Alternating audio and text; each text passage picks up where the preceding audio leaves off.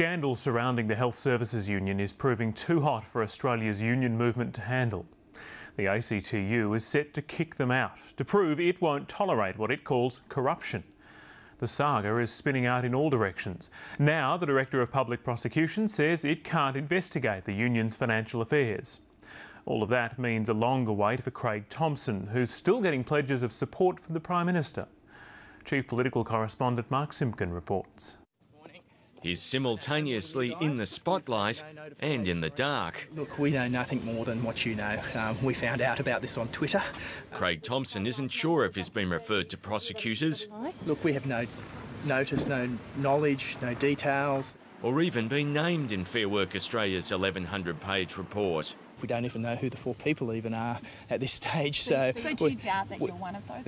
No, but we just have no information about it at the moment. Tony Abbott doesn't have any information either, but that didn't stop this shot across Labor's bows. A member of Parliament who has misused a union credit card for election campaign expenses and for prostitution services should no longer be counted as a part of that government. A Senate committee's formally requested a copy of Fair Work Australia's investigation with a view to naming names. It wouldn't take rocket science to work out that Craig Thomson certainly is one of those individuals involved, given the nature of the investigation. I don't have anything before me which would cause me to alter from my previous statements of confidence in Mr Thomson. While the Prime Minister's standing by her man, the ACTU is preparing to sever ties with his union. It's called an emergency executive meeting to discuss suspending the HSU. The union movement has zero tolerance for corruption. Zero tolerance for corruption. The ABC's obtained a letter written to the police by a senior HSU official.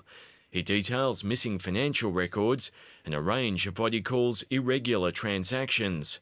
They include $58,000 deposited into the account of a union official, $6,000 in childcare fees, and the unexplained purchase of computers, an iPod, even a Volvo. This saga could drag on for years.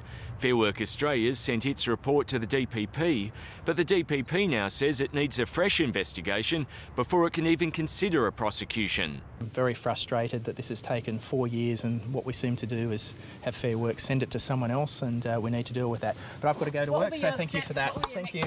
If charges are... Mark Simpkin, ABC News, Canberra.